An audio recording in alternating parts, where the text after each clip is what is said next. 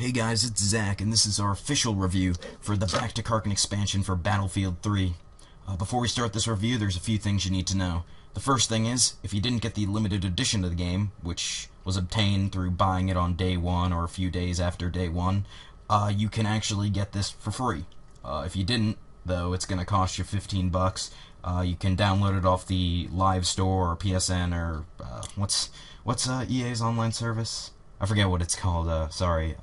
Another thing is, I'm actually playing this on the Xbox 360, not the PC or the PS3. I don't think there's any major differences between the maps, except for maybe on PC, in which I guess it's stretched out a bit, but I don't think it seriously changes the map too much. Another thing, I actually haven't played Battlefield in a really long time. It's probably been about a month. I've been playing Skyrim a lot, so the clips aren't too good. I actually got a few good ones while I was recording, but my editing software was lagging, so I wasn't able to pick out the right ones. I think I have a few good ones in here, or at least I hope I do. But yeah, let's get on with the review. Back to Karkand has 4 different maps. The first of which is you're seeing now, is called Strike at Karkand. This is actually my favorite map. There's 5 different control points. I've only played Conquest on this map. I haven't played Rush. I don't know what it's like on Rush, but so far it's amazing on this. Each point, like it's really wide open, which I feel that a lot of the Battlefield 3 maps didn't have compared to past Battlefield games in which it's only wide open. Some of the maps felt more Call of Duty, but that's all right. The zones in which the flags are at, like they end in like really good fights. I don't know why. I just really like them. Especially D. In this clip, I actually do really good. The next map, which is, I believe, Gulf of Oman, is my next favorite. It's like there's a construction zone, and there are like I think 3. There actually one time I played that map, there were 3 flags, and another time there were 5. I don't know why that was. The 5 only happened for like an hour, and then every other time I played it, I just played today. There are only 3. I don't know why. One's near a construction site. One's in like is inside this building, and another one's in between 2 buildings. I think the one in between 2 buildings is B, and I feel that tanks are kind of overpowered there since they just sit in the middle of the road and destroy whatever side the other team is on. And since this features enhanced destruction, basically the buildings are getting blown up and you don't have any cover. It's really hard to take, but I actually find that fun. After that, there's Sharkey Peninsula. I think that's how you pronounce it. I'm not sure. This is actually this and Wake Island, which is the next one. I haven't played too much on. I don't know why. They're not in the rotation as much, I guess. Whenever I look on the server browser, they're barely up, or whenever I join, it's usually at the end of the game. Both of them have, I believe, 3 points. Sharkey Peninsula is... I haven't played too much of it. 1 point is on top of a, like, still constructing building. Another one is in this, like, radio station. It kind of reminds me of that one map in Call of Duty 4, Broadcast. I don't know why. It kind of looks like the area, too, if you remember you're outside of it during that mission. The first, Charlie Don't Surf, actually. That's one of my favorite missions. I really like the map, even though I said I haven't played too much time on it. But yeah, it's pretty good so far. Sometimes it does feel frustrating.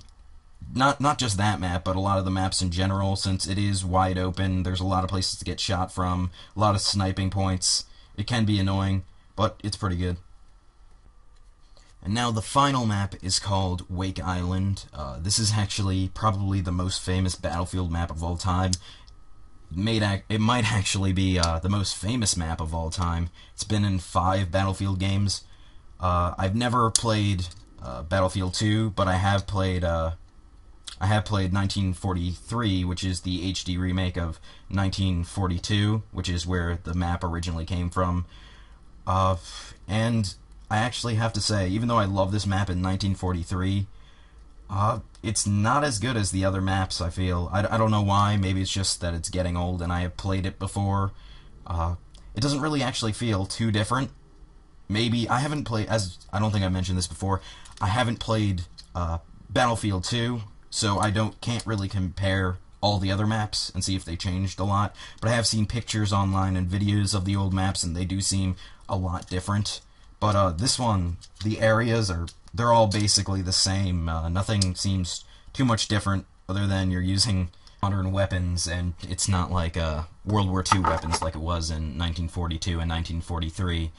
The map is still good. It's on par with most of the Battlefield 3 original maps, which are by no means bad. They're actually really good. They're better than most maps I played on in first-person shooters. There are a few I really dislike, but a lot of the open ones are really good. Operation Metro isn't that good, but Grand Bazaar, even though it is pretty close quarters, I still enjoy that map a lot. The expansion also introduces a brand new persistent system, which is used to unlock the 10 new guns. Basically, there are 5 sets of 2.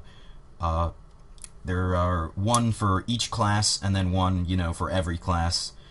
There are different objectives, like for the one I've unlocked, which is the FAMAS, by using the Assault, you have to heal 10 people, and then revive 10 people, and then you unlock the next tier for just that set.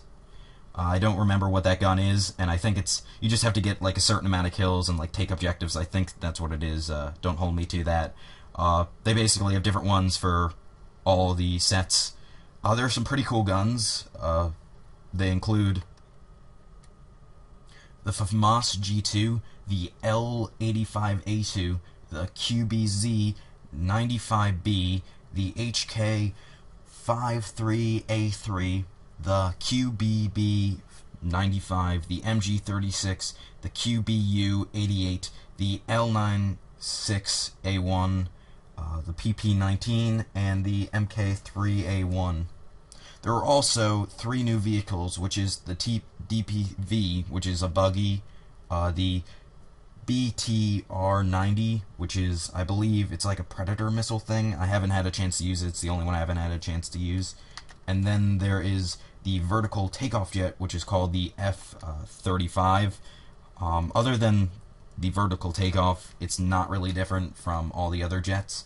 There's also a 4th vehicle.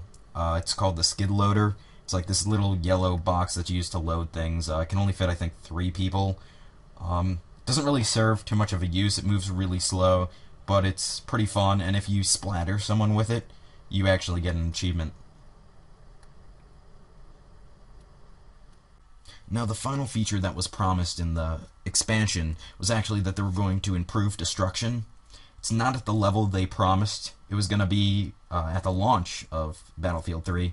They said they were going to be able to make the biggest building in the world and then accurately re-destroy it, which they obviously didn't do. It's a lot better, though. It actually feels like exactly like Bad Company 2.